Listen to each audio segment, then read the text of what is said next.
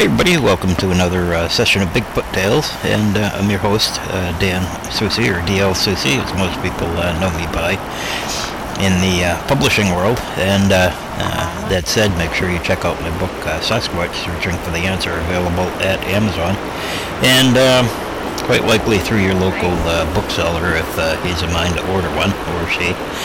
I'm going to get into another tale today called The Haunted Wood. It's a story that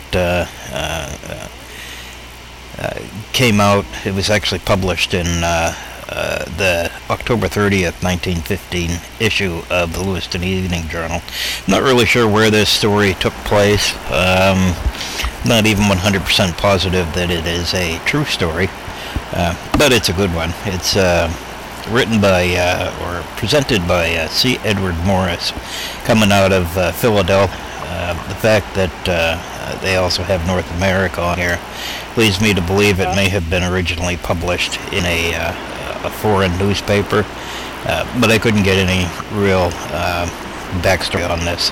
The fact that it's done on a Halloween day tells me quite a bit as to that goes, but is this a good Bigfoot story?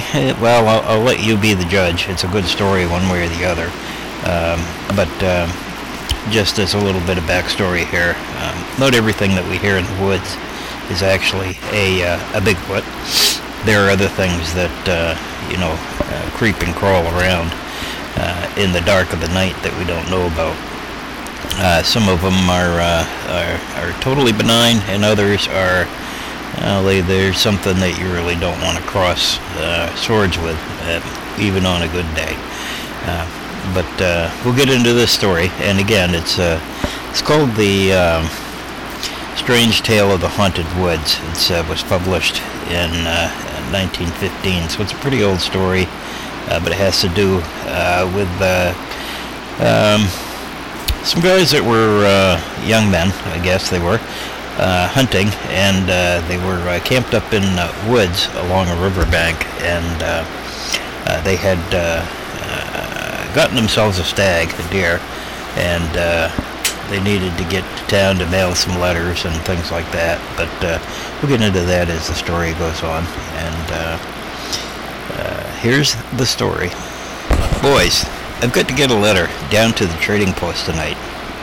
My two companions looked at me over the fluttering embers of our campfire.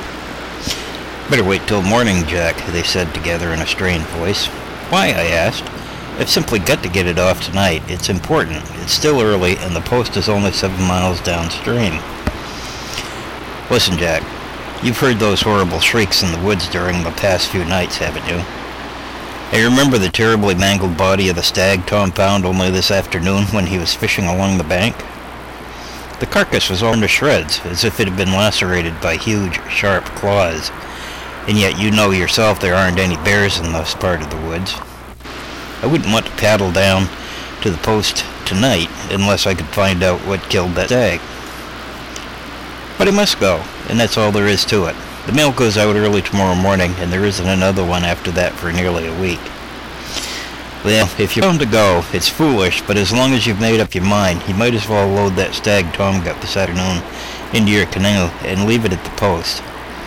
It will make good ballast, and there's no use of our packing it further than necessary. With the protest of my friends still sounding in my ears, I left the cheery light of our campfire and walked down to where my canoe was beached. I loaded Tom's stag into the bow and shoved off. As the canoe slid off the bank with a pleasant grating sound, it noiselessly glided out into the gentle current of the stream. The remarks of my friends came back to me with redoubled meaning. I was uneasy. What had been the source of those fearful shrieks we heard of late nights, and what manner of beast had killed the stag Tom had found torn and bleeding? With growing nervousness, I began to wish my trip was at an end. When I entered a small lake through which the stream flowed, I breathed easier to be out in the open moonlight again. Back in the pitchy blackness of the bushes along the bank, my overwrought imagination had conjured up all manner of images, and my nerves had been a jump. I had found myself starting at the slightest sound and cringing before every little sudden puff of wind. Soon, I entered the outlet of the lake. My misgivings returned. As I paddled into the living darkness of the overhanging shrubs and trees, my ears became more alert, and I strained my eyes in a vain effort to pierce the black wall before me. A crackling of twigs on the bank froze me with a sudden fear. Something was stealthily following me along the shore, always keeping just abreast of me. As I approached a particularly narrow place in the stream where I knew a great branch overhung the water, I laid down my paddle and drifted with the current. My heart first thumped, then nearly stopped beating, then jumped again. I choked. My breath came in gasps. With cold hands that trembled, I cocked my rifle and pointed it straight before me, waiting for what I did not know. As the current carried me slowly under the overhanging branch, something thudded into the bow of my canoe. It landed with the springy firmness of a panther and remained motionless. With every muscle rigid, I sat paralyzed with terror, waiting for the silent beast to spring.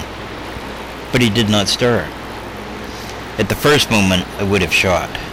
The tension nearly cost me my sanity. I don't know how long I sat there, waiting in agony of fear and suspense. But nothing happened. I could feel myself aging by the second. After what seemed a nightmare longer than eternity, the canoe drifted into a wider pool. Still, the beach crouched motionless, and still the icy fear gripped my heart.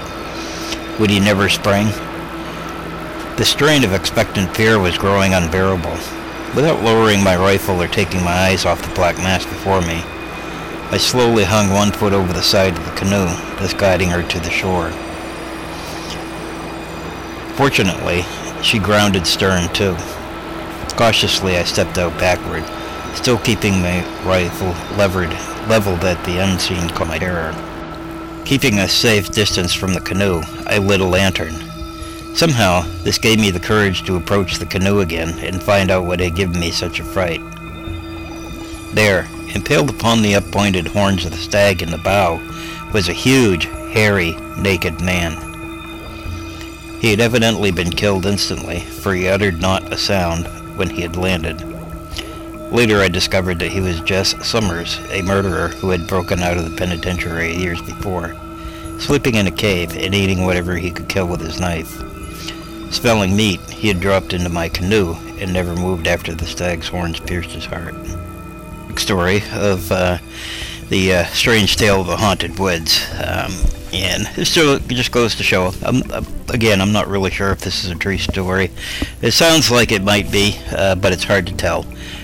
There's a lot of legends and myths floating around the backwoods of this nation in Canada that tell of some pretty strange things. And it's not always a Bigfoot that we see in the woods. There's a lot of blob squatches out there, a lot of outright fakes. As we go through our days searching for this elusive creature of the woods, we need to be very careful that we don't fall victim to much of the hoopla surrounding Bigfoot, and the fact, and we need to be cognizant of the fact that there are people that are going to try and take advantage of us by trying to trick us into believing something that isn't so. But stories are, they're a dime a dozen. There's some good ones out there, and there's some that, aren't really worth the time to listen to them. But just remember, if you're out there in the woods at night, not everything that you hear crackling in the branches is a Bigfoot. Sometimes it can be a terror. Sometimes it can be something that can actually harm you. Most of the time, it's just the benign noises of the night. But then, occasionally, every now and then, you might find a visitor dropping into your canoe in the dark of the night. That's my quick story, Tale of the Haunted Woods. Hope you enjoyed, and make sure you comment, rate, and subscribe. And don't forget to check out my book, Sasquatch, Searching for the Answer. And also, If you want some more good stories, pick up my book, Legends of Maine, both of them by D.L.Soucy, and both of them available on my Amazon webpage. And again, enjoy, and have a good rest of your day.